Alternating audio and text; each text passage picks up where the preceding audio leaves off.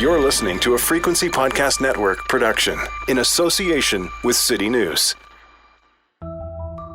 You may not be old enough to remember this, but once upon a time, our very own peaceful nation of Canada was standing toe to toe with the Kingdom of Denmark, fighting for land, unwilling to give up an inch, a rock, or an island.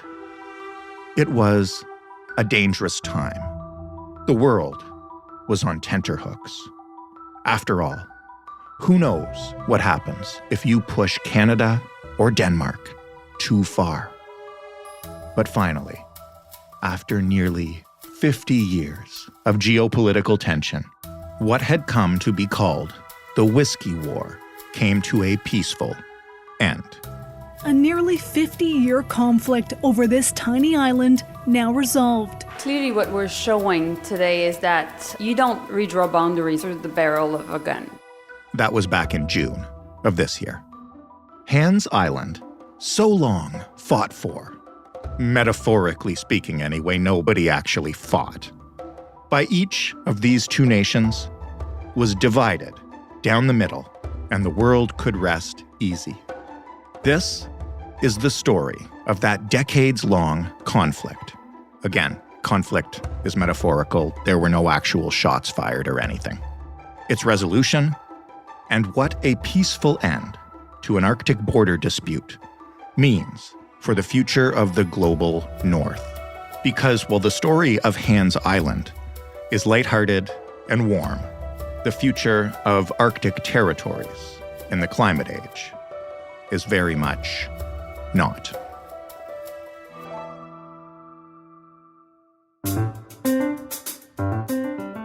I'm Jordan Heath Rawlings. This is The Big Story.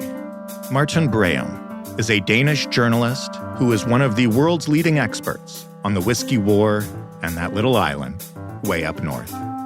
Hello, Martin. Hello there, Jordan. Why don't we begin with the island in question? Can you just tell me about Hans Island? Like, where is it? What's it like there? It's very hard to describe. It's very, very far away. It's the way north of any human settlements in Greenland. If you know of Grise Fjord, in the very, very high north of Canada, very close to Greenland. It's as far as that and some more up there. It's in a very narrow strait between Greenland and Canada. This strait is only 35 kilometers wide, and the island is smack in the middle there. So it's basically embraced by sea ice most of the year. Sometimes there's open water around it. I happened to be there in 2018 on a scientific expedition that was in the neighborhood, so to speak. We had a very large helicopter to our disposal. Just for the interest of it, we landed on Hans Island briefly for some hours, just simply to check it out. So I happen to know what it looks like. But first of all, I want to tell you that it's very beautiful there. Because sometimes we regard that part of the Arctic as dangerous and hostile, but it was a very, very nice day. It was a calm, sunny, it wasn't very cold. So it was a perfect day to visit. But of course, most of the year, it's stormy and extremely cold. It's dark for many, many months every winter. But I was there on a particularly beautiful day, blue skies, sunny.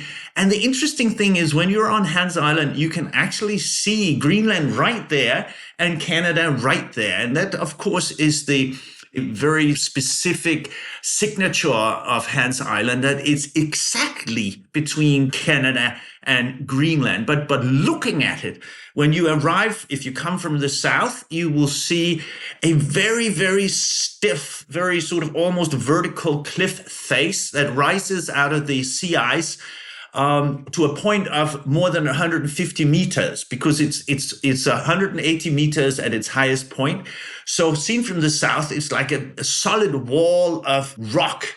And then on top, it slants down towards the north, where it hits the water or the ice again. And there is a tiny little bay where, if there's open water and if you happen to have a boat there, which very few people do, then you can actually land there and you can walk up. I understand. I've never tried it. We had a helicopter, as I said, but there is apparently there is some place there where you could theoretically land a boat if you had one. You almost make me want to go there. That sounds beautiful. It is. It was very, very beautiful. We had a wonderful time. So it's right in the middle of a strait between Greenland and Canada. Can you tell me what Hans Island is known for and where the dispute about it started? Yes, and maybe we should hack right into the core of it and say, no, there is no oil. No, there is no minerals. No, it has no military significance. Even if there are all the trouble with the Russians in the Arctic, you have the big power games up there with the US, China, and whatever. But everybody agrees, all the security services agrees that Hans Island has no military significance. And the geologists tell us there are no minerals to be found on Hans Island that is anywhere near commercial value. Also, the island is so small that it would make no sense to have a mine there. It's simply too small for any, let's say, mineral exploitation to really take place there, even if you had something to mine, which nobody has ever found. So it has no, let's say, commercial value of any kind or any significant military value. But the idea here is that the states, Greenland, which is part of the Danish kingdom, sorts under the government in Copenhagen in Denmark, and of course the Canadian government. And those two governments, they could not agree when they found out back in the 1970s, it's more than 50 years ago, they found out that this island is very, very precisely located in the middle between the two nations. So they simply could not figure out where do we draw the line to sort of make a border here. They found out how to do it in the waters surrounding the island. That was no problem. But borders on land is something very different. So that's where the trouble started. They didn't agree back in the 70s, and it just went on like that. They tried for decades and couldn't figure it out. So this simmering little conflict, which started out as a nothing, sort of grew into something. And then about 25 years ago, things began to sort of turn a little nasty. Even further back, there was a Danish minister who raised a flag. There were Canadians who raised a flag there.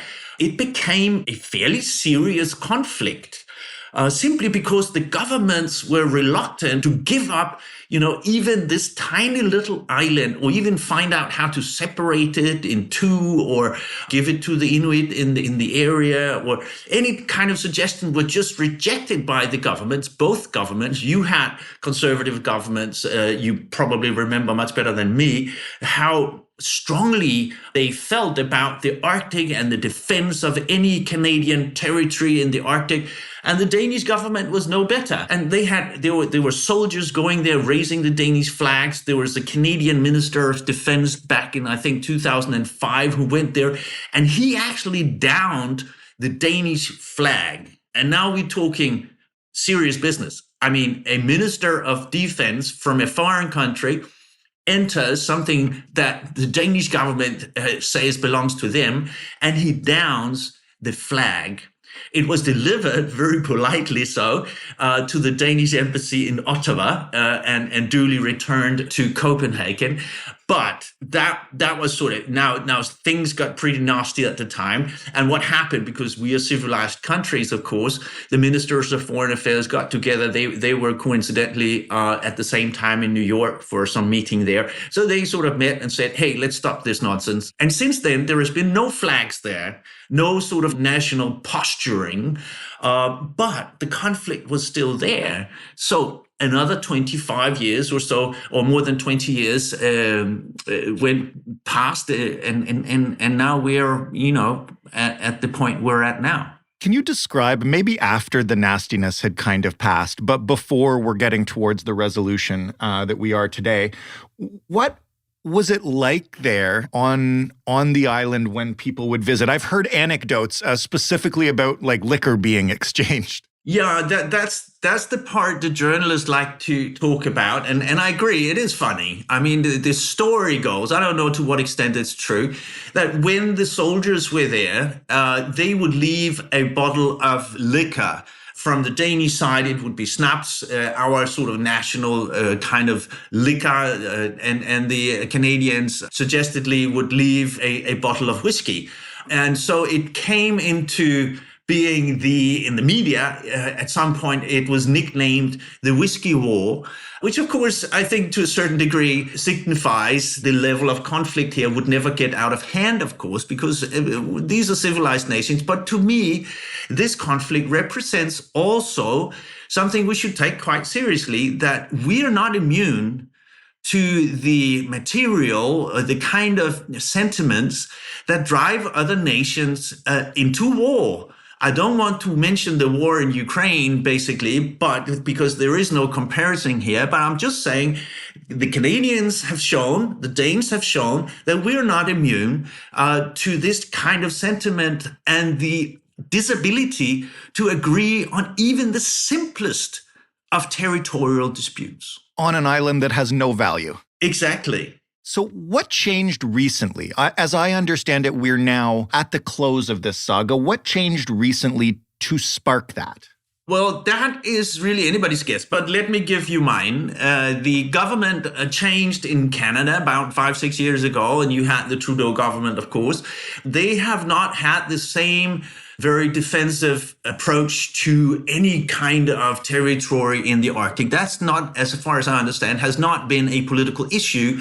Likewise, we have had a change of government in Copenhagen, and the two governments now, we have a social democratic government in Copenhagen that is, let's say, on the same line as the Trudeau government. They have the same value-based kind of foreign policies and so forth.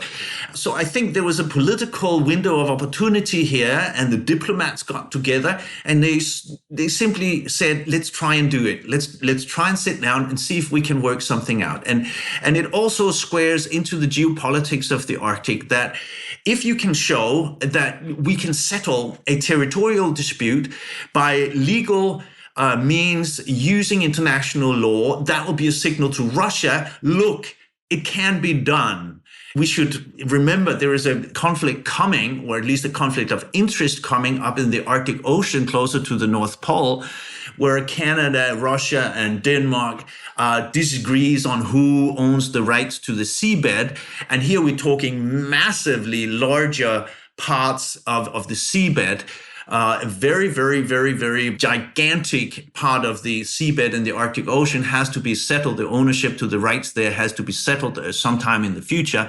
So there is a signal sent here by the government simply by closing this conflict over Hans Island, which includes also, it's not only Hans Island, it's connected to the actual maritime border between Canada and Greenland, which has also been settled now. And that is the longest maritime border in the world. We're talking close to 4,000 kilometers of maritime border, which has now been finalized alongside the conflict over Hans Island, which is now over.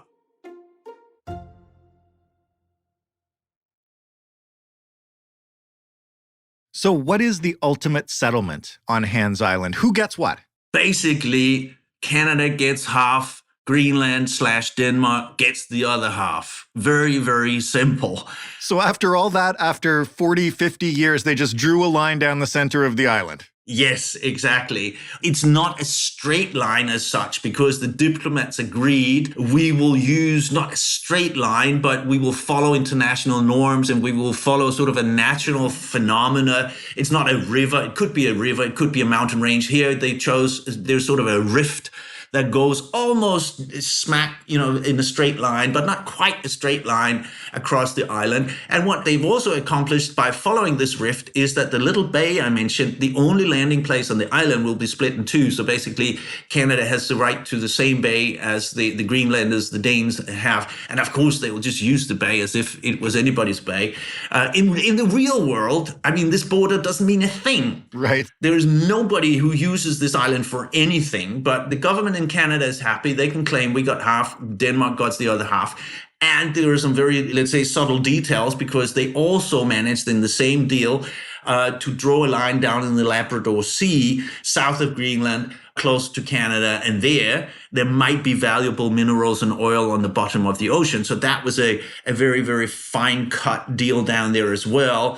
And apparently both governments got what they wanted there. Both governments got what they wanted basically on Hans Island. And somehow a compromise was worked out here, so everybody's happy. And now I said the island has no value, and we should, of course, remember it has a lot of value to the people who live in the region. There are very few people who live there, but those who do, of course, regard the island as part of Inuit territory.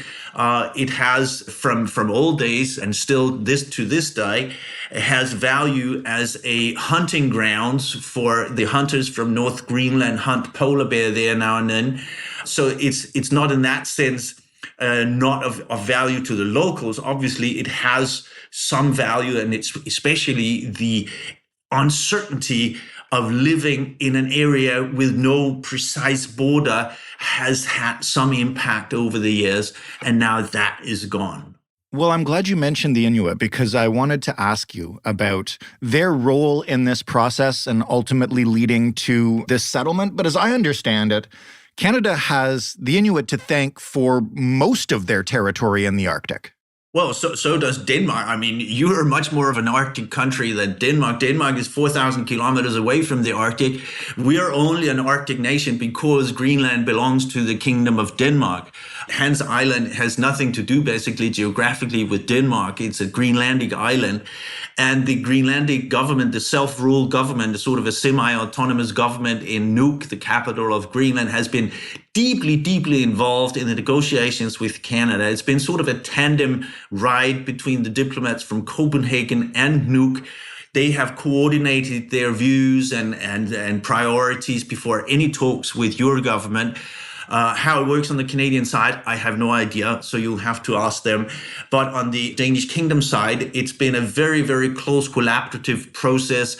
And we should remember here that one of the results of the deal, in the actual deal between the government of Canada and the Greenlandic and the Danish government on the other side, there is also mention of a potential greater Inuit control, not only over Hans Island, but of larger parts of that whole region up there in the very far north. So there's an opening here, a diplomatic opening, both by the government in Ottawa and that in Copenhagen, that if the Inuit in Canada and Greenland get together and say, we have ideas on how to manage, let's say, fish stocks, game, hunting, other resources in the area, we would like to suggest the following so that we take more control over the area, regardless of what they say in Ottawa and Copenhagen. Well, in the deal, it says the governments will be willing to discuss such future potential Inuit control solutions to other, let's say, regulatory issues in that region. So that might be basically the real deal here that throws us into a future where the Inuit take greater control of what happened to be for thousands of years before we even thought of borders, Inuit land. That would be really impressive to see. I will hold on for a second on congratulating those governments for doing that until they actually... Yeah, Jordan, I think that's very, very wise of you to be reluctant to buy this wholesale, because I should specify that what I've just said about Inuit control and the governments being open for this type of dialogue, it's all in the sort of non-binding clauses in the preamble to the actual binding legal deal. So yes, we're talking of promises, wording, promises of dialogue and so forth, but nothing binding on the governments. I mean, I will just say that's very typical of how this Canadian government, or all Canadian governments, have dealt with Indigenous people. So yeah, lots of promises to listen and discuss, and no concrete handing over of any land just yet. I want to ask you, before I let you go, you mentioned earlier when we were talking about water borders versus land borders, that land borders are ultimately just much harder to figure out and achieve. So what does it mean now that Canada shares a land border with Europe? This is our first one, I believe, probably our last. What are the implications of that? Well, on the interesting legal side, this also means if you look at it from our side, this is a European border to Canada, which means that the European Commission in Brussels is actually involved because this is part of Schengen, which is the area where Europeans can travel principally without any passport control and so forth. So principally, this is a European border. And I know there are negotiations, the Commission in Europe, in Brussels, has to accept that there is no border control there. I think that will be, let's say, a no-brainer, even in Brussels, that you don't have to have passport control and armed guards there. So it is a European border to Canada, as you say. This is a novelty. I don't think it will cause any practical problems, but from a legal side, yes, there are issues to be resolved here. And again, to me, this means also we have to start learning that the Arctic is, let's say, no special place. It's a place where all political, let's say, agendas and priorities now count. We have to remain cognizant of the need for maintaining peace and tranquility in the Arctic, also in those parts that we have usually regarded as basically uninhabited almost, or at least very, very sparsely inhabited. Those areas, let's say, it's no refuge from world politics anymore. So let's regard the border on Hans Island as a reminder of our own vulnerability, our own sentiments, the fact that we're not immune to territorial disputes over very little. Our sentiments are not different from any other nations. So in that sense, I think the border and the fact that it's Canada's border to Europe, it's Europe's border to Canada, and it's a land-based border should remind us of the new status of the Arctic, the new importance of the Arctic for world politics. Well, you segued perfectly into the last thing that I wanted to ask you about, which is the big picture. You know, this island is a tiny one. The resolution was peaceful. That's great. You've already mentioned a potential seabed conflict with Russia. And again, I might get this wrong, but as I understand it, more areas of the Arctic will become accessible as the climate crisis continues. So is this dispute just a taste of what's to come? And what do you expect to see in the next 5 to 10 years of Arctic territories? Well, the world has changed, of course, with the war in Ukraine. It's very hard to predict what the Russian government will do and not do in the future. But let's not get excited too early. The Russian government has so far shown no desire to solve the conflict or the conflict of interest over the borders in the Arctic Ocean, north of Greenland and Canada, in other than legal, peaceful ways. That said, the Arctic is very important to Russia. Also, the seabed in the Arctic Ocean, the North Pole, plays a symbolic role. So Russia will do a lot to win the rights to the seabed in the Arctic Ocean, up close to the North Pole, which is, of course, disputed by Denmark and Canada.